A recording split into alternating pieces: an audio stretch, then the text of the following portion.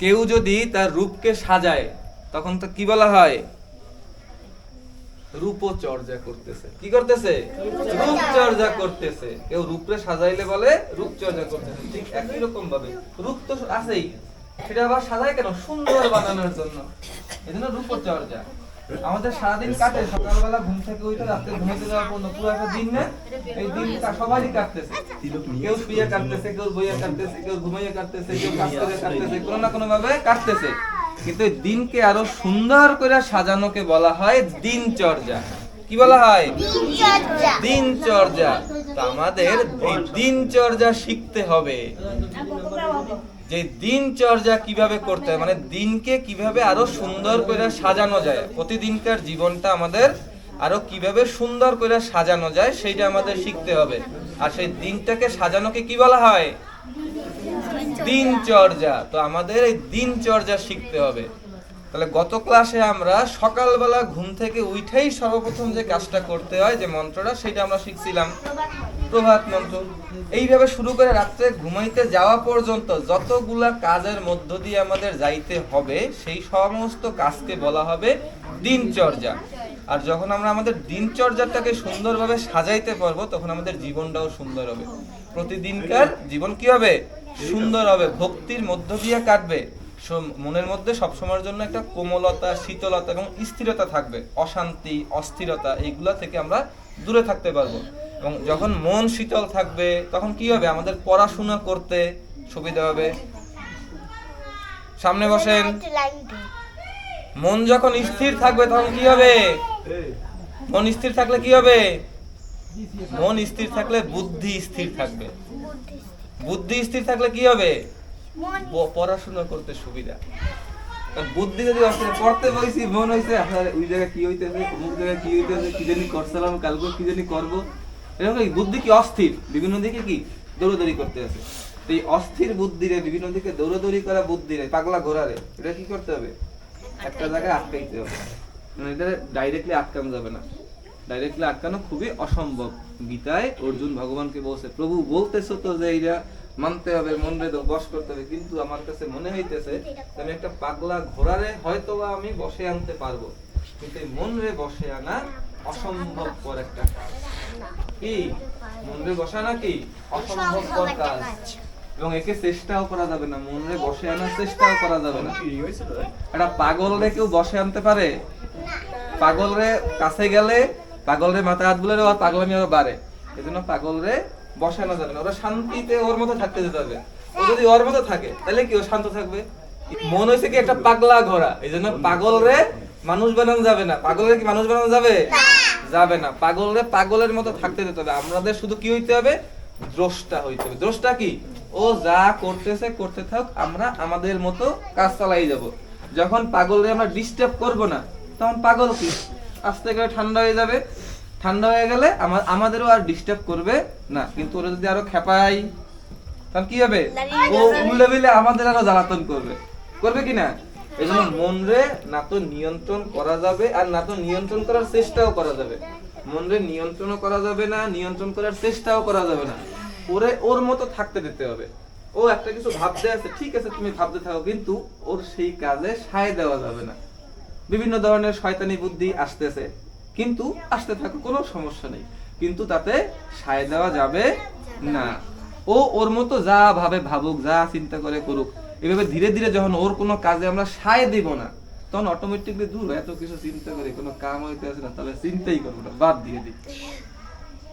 মায়ের কাছে অনেকদিন একটা জিনিস চাইতেছেন, চাইতে চাইতেছে অসহ্য হয়ে গেছে, এরপর দেন দেন দেন, এক সময় কি চুপ হয়ে যাবেন না? দূর মনে দেনা তো দেই না, চাবই না। মনের বিষয়টা এরকম, ও বহুত কিছু চিন্তা করবে। ওর কাজই হয়েছে মনের দুইটা কাজ, সংকল্প আর হয়েছে বিকল্প। সংকল্প কি? আমি এই কাজটা করব, আর বিকল্প কি? সেই কাজটা যদি না করা হয় তাহলে ওর অন্য একটা কাজ চলতে যাবে। মানে কখনো এক জায়গায় বসে থাকবে না। ওর কাজই হয়েছে খালি এডাল দিয়ে ওডালে, ওডাল দিয়ে ওডালে, বান্দরের মতো। বান্দর কি সুস্থ হয়ে বসে? তাহলে এই জন্য ওরে সুস্থ করার চেষ্টাও করা যাবে না। ও যা চিন্তা করতেছে করতে থাকুক, আমরা আমাদের মতো ওর কোনো কাজে সায় দিব না। জন্য মনকে নিয়ন্ত্রণ করার চেষ্টা করা যাবে না। অর্জুনের জন্য ভগবত গীতায় ভগবান বলতেছে, প্রভু যা বলতেছে সবই বুঝতে পারতেছি, কিন্তু বলাটা যত সহজ করাটা তো সহজ না। তখন ভগবান কি বলছে, অভ্যাস যোগেন যোগিনাম, যদি তুমি অভ্যাস করো। অভ্যাস কি? ওই যে মন যা কবে সায় দেওয়া যাবে না, আমি আমার কাজ আমার মতো করে যাব। এই অভ্যাসটা যদি কেউ করতে পারে এবং এই দিনচর্যাটা যদি সুন্দরভাবে সাজাইতে পারে, মন কি ধীরে ধীরে অটোমেটিকলি কি হয়ে যাবে, ওই পাগলের মতো সুস্থ হয়ে এক জায়গায় বসে থাকবে, ও আর পাগলামি করবে না। কারণ মনের অধিপতি কে? মনটা চালায় কে? মনটা চালায় হচ্ছে বুদ্ধি। কে চালায়? বুদ্ধি। পঞ্চ ইন্দ্রিয়ের নাম লেখাইছিলাম একদিন, জ্ঞানেন্দ্রিয়।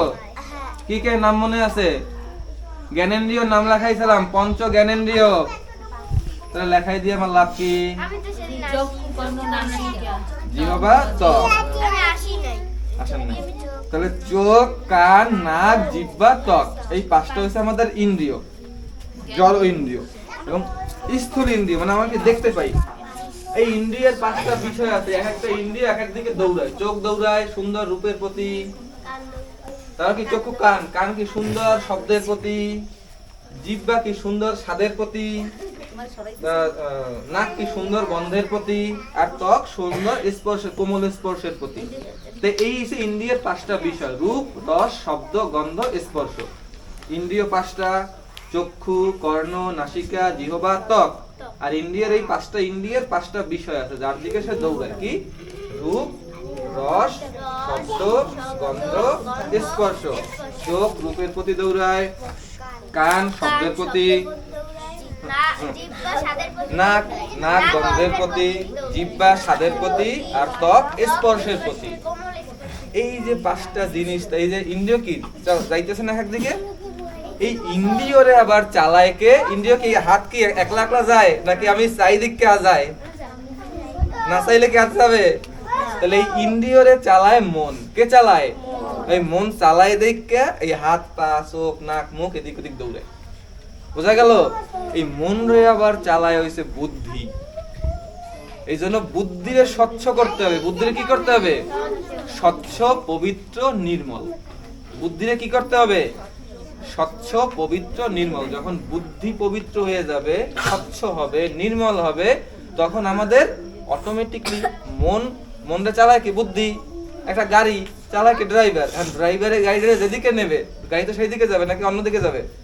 গাড়ির ক্ষমতা আছে ও নিজে থেকে কোনো দিক দৌড় দেবে? ক্ষমতা আছে? ড্রাইভার যেদিকে নেবে গাড়ি সেই দিকেই যাবে।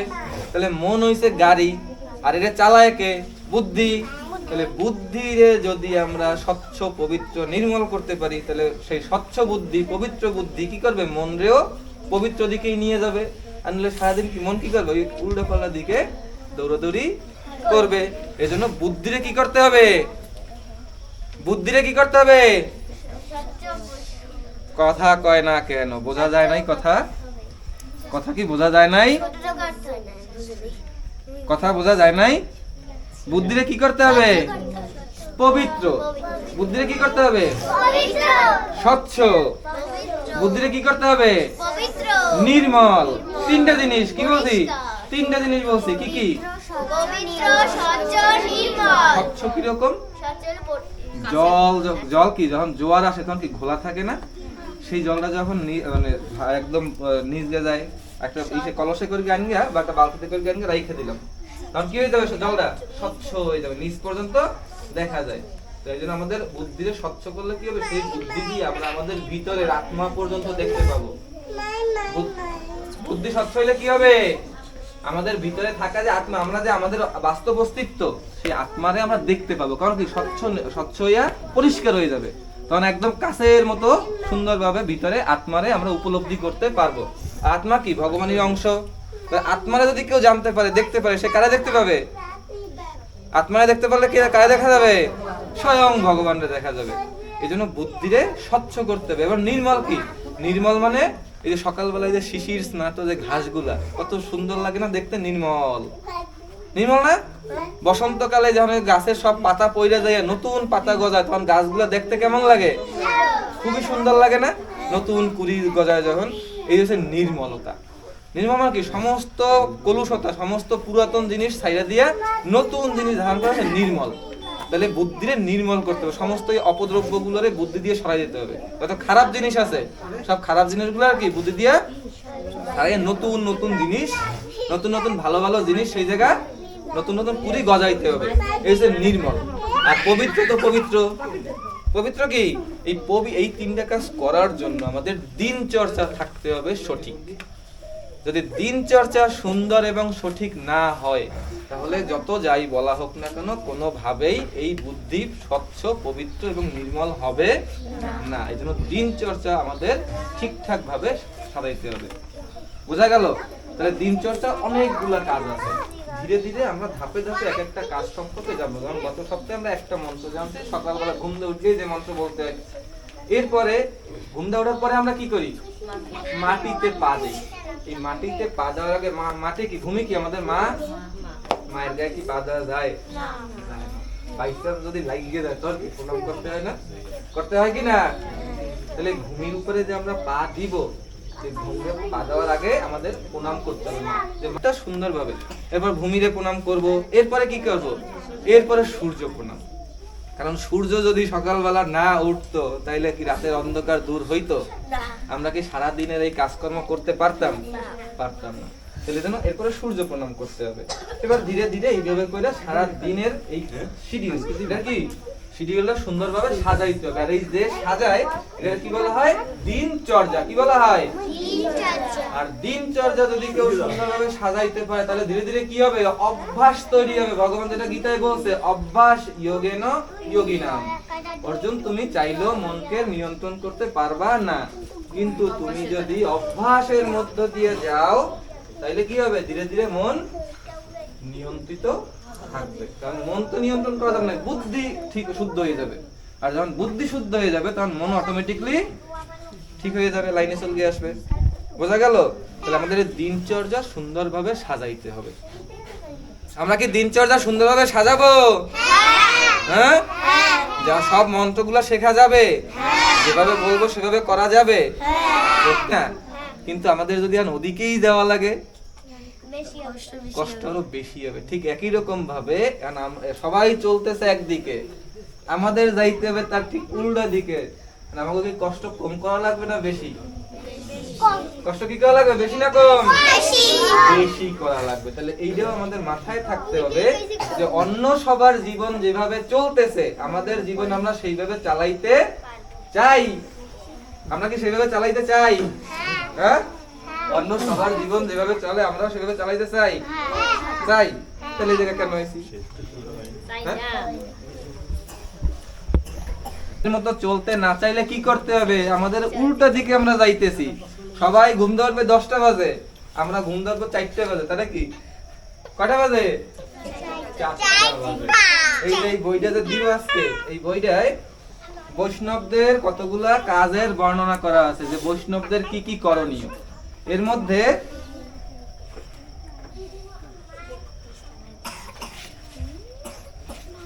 37 নম্বর বৈষ্ণবদের এই জায়গায় মোটমাট 51টা কাজের কথা বলছে। 51টা, যে 51টা কাজ বৈষ্ণবদের করতে হবে। এর মধ্যে এই 37 নম্বর কাজে কি বলছে?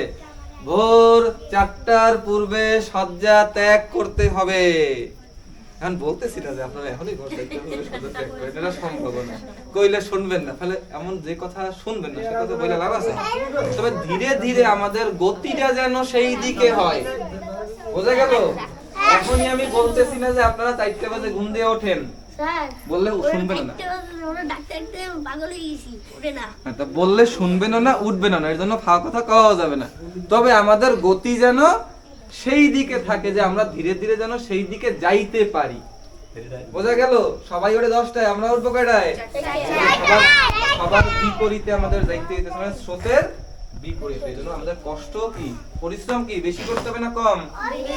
বেশি করতে হবে। আর যদি আমরা পরিশ্রম করতে পারি, পরিশ্রম কি সৌভাগ্যের প্রসূতি। পরিশ্রম কি সৌভাগ্য। আর সেই সৌভাগ্যটা কি?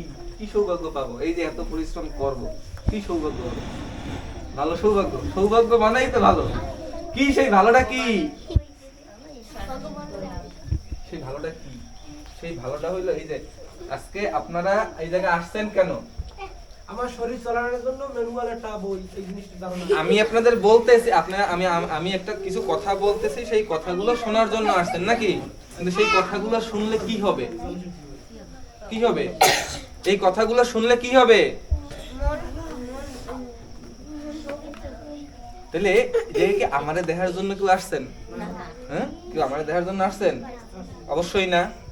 আমাকে দেখার জন্য কেউই আসেনি। আমার কাছ থেকে কিছু কথা, কিছু বিষয় আপনারা জানতে পারবেন, এই কারণে এই জায়গায় আসছেন। এই যে কিছু বিষয়, এই বিষয়গুলো যেন আপনার কাছে আবার যেন অন্য 10 জন আসে। মূল বিষয় কি? আপনারে দেখার জন্য না, আপনার কাছে এমন কোন একটা ধন সম্পদ আছে, সেই ধন সম্পদটার জন্য আপনার কাছে যেন আরো 10 জন আসে। এইটা হইছে সেই সৌভাগ্য। আজকে কি আমার একটা সৌভাগ্য না? আমার কি কোনো যোগ্যতা আছে আপনার মতো এত লোককে ডাকতে হবে? যদি ডাকতেও যাইতাম, আমি কি পাইতাম? হ্যাঁ, ডাকতে আনতে পারতাম?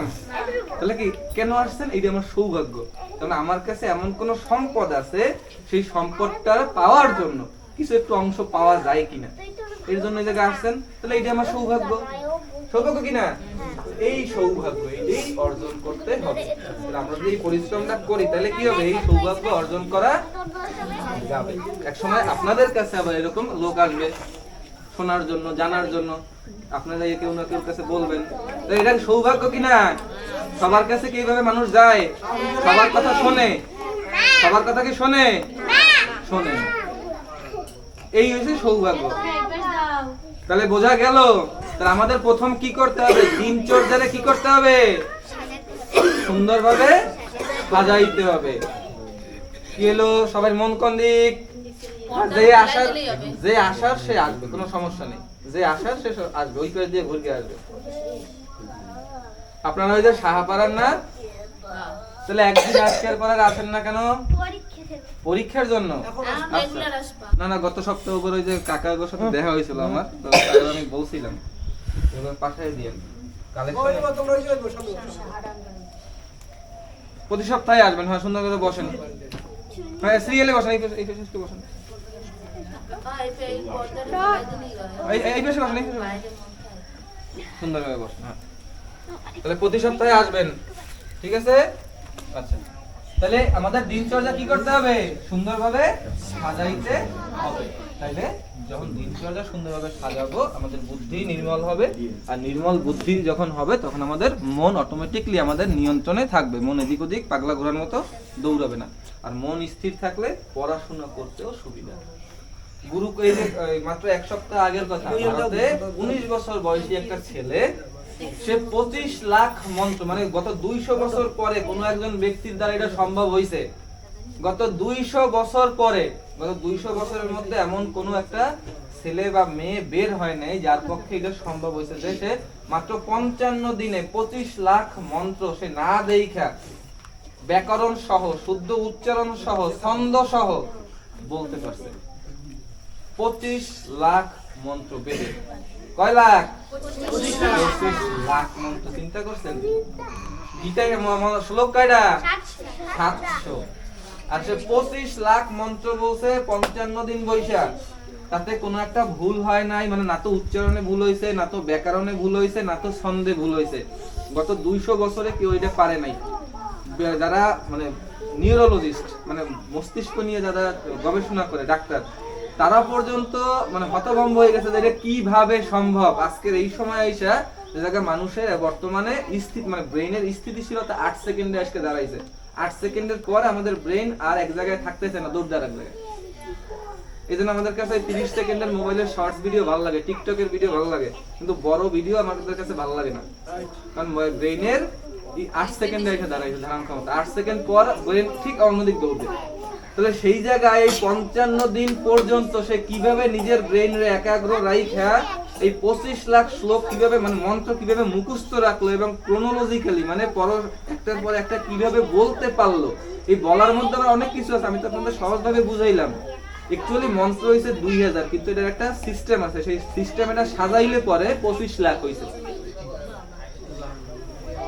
2000 মন্ত্র এমন ভাবে সাজানো হয়েছে যাতে 25 লাখ হয়েছে। এইভাবে আগে করা হয়েছে, কারণ কি আমাদের বেদ কি শ্রুতি শুনে শুনে। একটা সময় মানুষের কি 4 রকমের দোষ আছে। মানুষের মধ্যে কয় রকমের দোষ আছে? 4 রকমের। ভ্রম, প্রমাদ, বিপ্রলিপ্সা, করুণাপাতক। কি কি? ভ্রম, প্রমাদ, বিপ্রলিপ্সা, করণাপাটক। ভ্রম কি? ভ্রম হইছে আমাদের নরমালি ভাবে মানে মানুষ, এই জন্য ভুল হইতেই পারে। ক্লিয়ার? এরপর হচ্ছে প্রমাদ। প্রমাদ কি? আমরা কোনো কিছু এক্সট্রা ভাবে বাড়াইয়ে বলার একটা অভ্যাস থাকে আমাদের। তিলরে তাল করি, তিলরে কি করি? তাল করি। এই অভ্যাসটা কিন্তু আমাদের মধ্যে আছে। মানুষ, এইখানে মানুষের মধ্যে এই চারটা দোষ থাকে। তাহলে ভ্রম, এরপর হচ্ছে প্রমাদ। বিপ্রলিপ্সা, আমাদের যদি কোনো কাছের কোনো ব্যক্তি হয়, তারে একটু বেশি ভালোবাসি, তার সম্পর্কে আমরা একটু বাড়াই বাড়াই বলি। যদি আমরা যারা অপছন্দ করি, তার সম্পর্কে একটু খারাপ খারাপ বলি। এটা আমাদের একটা স্বভাব।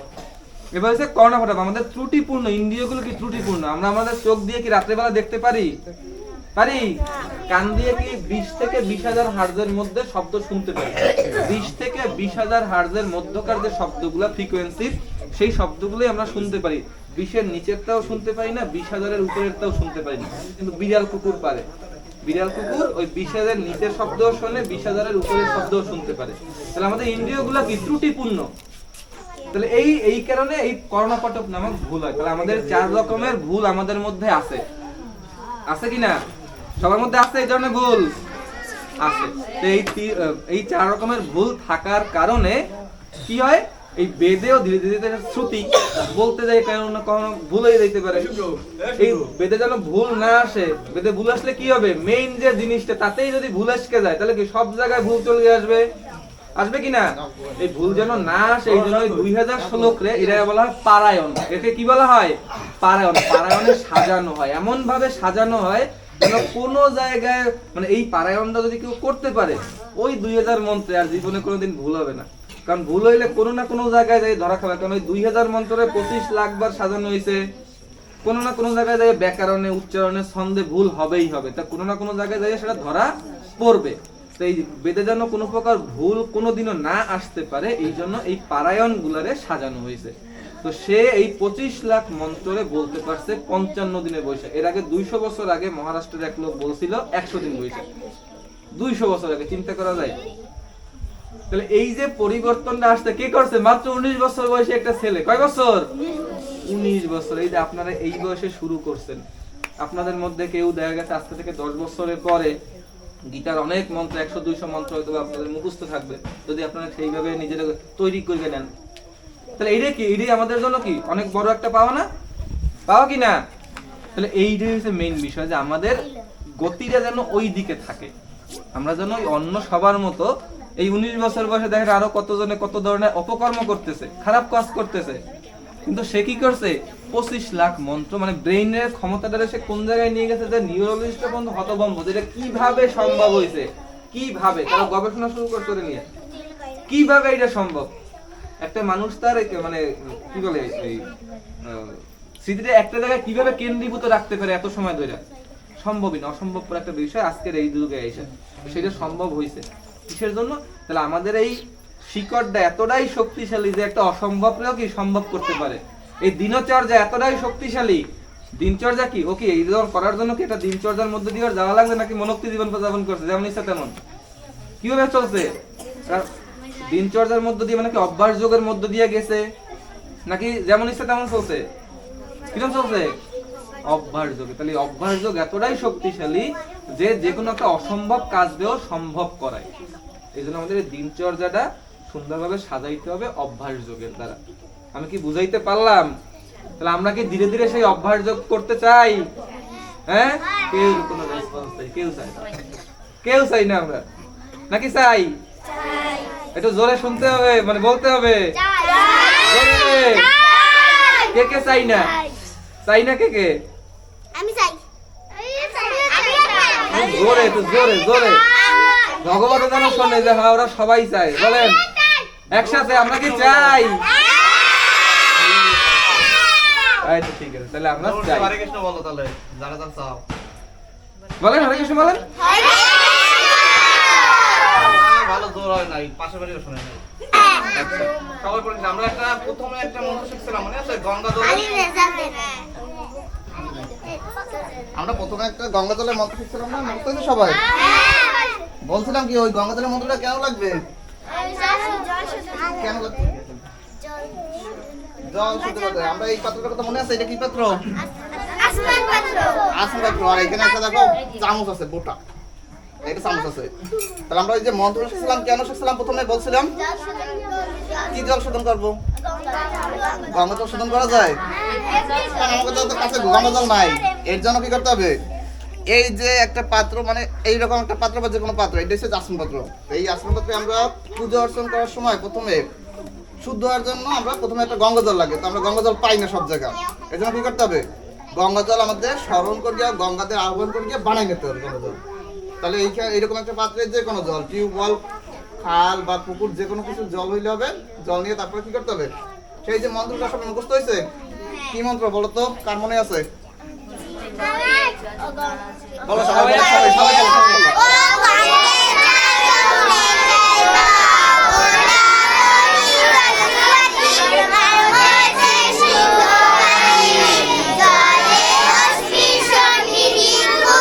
এবার জোরসে একটু হরে কৃষ্ণ বলতে সবাই পারছে। হরে কৃষ্ণ। তাহলে এই যে মন্ত্রটা শিখছি, ওই মন্ত্রটা আমরা উচ্চারণ করবো। আর এই দেখো সবাই হাতে দেখো একটা বড় আঙুল আছে না? এটা বড় যে আঙুলটা আমাদের হাতে, এই 5টা আঙুল আছে না? এই ভিতরে যে বড় আঙুল, যেটা মধ্যে কি মধ্যম আঙুল, যেটা এই আঙুলটার এই যে মানে যে এই অংশটা, যেটা এই অংশটা এইখানে জল স্পর্শ করতে হবে। স্পর্শ করবো, তারপরে কি করব? এই যে মন্ত্রটা আমরা মুখস্থ করছি, কি বলছি বলো তো? না লাগে, নখ যেন না নখ লাগে। স্পর্শ করবে না, শুধু আমার নিচের অংশটা, এই যে নিচের অংশ দেখো, এই যে জল রাখছে এইটুকু স্পর্শ করি। কি মন্ত্র করব আমরা? এই যে গঙ্গা জল বা জল শোধন মন্ত্র, এইটা উচ্চারণ করব। এইটা উচ্চারণ করলে কি হবে? এইটা গঙ্গা জল তৈরি হবে। কি হবে? এইটা গঙ্গা জল তৈরি হবে। তারপরে আমাদের আচমন করতে হবে। তাহলে আমরা প্রথমে কি করব? প্রথমে গঙ্গা জল তৈরি করতে হবে। কিভাবে করতে হবে? কিভাবে মন্ত্র করবো? এইখানে এইটার ভিতরে জল নেব। জল নেওয়ার পরে এই যে হাতের আঙ্গুলের যেইটা মধ্যমার, সেইটা স্পর্শ করব এবং সেই মন্ত্রটা উচ্চারণ করব। তাহলে কি হবে? এইটা মানে সপ্তগঙ্গারে আহ্বান করব এবং সপ্তগঙ্গা এখানে অবস্থান করবে। তাহলে এটা গঙ্গা জল হবে। তাহলে গঙ্গা জল করার পরে কিন্তু আমরা আচমন করতে শুরু করব। তা আমরা প্রথমে আমরা সবাইকে এই যে আজকে গিফট দেওয়ার জন্য সবাই সুন্দর করে একটা বই নিয়ে আসছে। দেখো এখানে কি বই আছে? একটা ভক্ত প্রশিক্ষণ। কি আছে? ভক্তদের প্রশিক্ষণ করার জন্য একটা বই